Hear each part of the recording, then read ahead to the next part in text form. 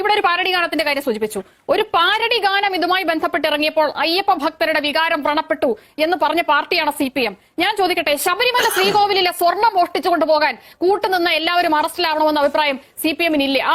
ആ കാര്യത്തിൽ ഭക്തരുടെ വികാരം എത്ര കണ്ട് വ്രണപ്പെട്ടിരിക്കാം എന്നുള്ളതിൽ പാർട്ടിക്ക് ഒരു ആശങ്കയുമില്ലേ? ഈ പാട്ടിന്റെ കാര്യത്തിലുള്ള ആശങ്ക പോലും ഈ പ്രതികളുടെ കാര്യത്തിലില്ലേ?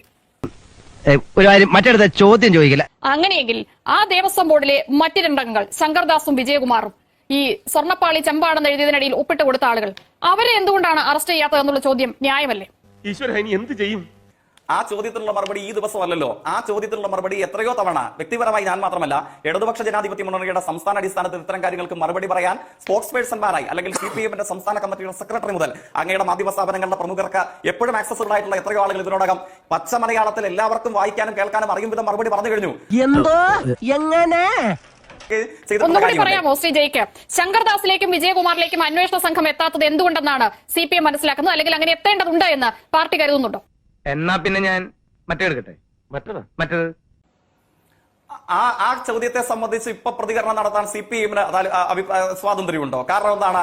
അങ്ങേക്കറിയുന്നത് പോലെ SIT നടത്തുന്ന അന്വേഷണത്തിന്റെ ഉള്ളുകള്ളികളിലേക്ക് ഇപ്പോഴൊരു ചർച്ചയും വാർത്തയും പോകേണ്ടതില്ല എന്ന നിലപാട് സ്വീകരിച്ചത് ആരാണ്? CPM-ന്റെ സംസ്ഥാന കമ്മിറ്റി അല്ല, അല്ലെങ്കിൽ LDF-ന്റെ കമ്മിറ്റി അല്ല. ആ നിലപാട് സ്വീകരിച്ചത് ഈ അന്വേഷണത്തിന് സമഗ്ര മേൽനോട്ടം വഹിക്കുന്ന കേരളത്തിലെ ദേവസ്വം ബെഞ്ചാണ്.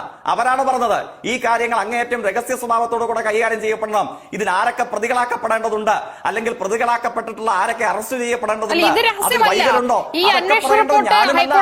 പരസ്യമായി നമുക്കെല്ലാം കിട്ടിയതാണ്. 2019 ദേവസ്വം ബോർഡാണ് പ്രതികൾ. ദേവസ്വം ബോർഡ് എന്ന് പറഞ്ഞാൽ പത്മകുമാർ മാത്രമല്ല, അംഗങ്ങളായിട്ടുള്ള ഈ രണ്ടുപേരും കൂടി ഉൾപ്പെടുന്നതാണ്. ഉളുപ്പുണ്ടോ?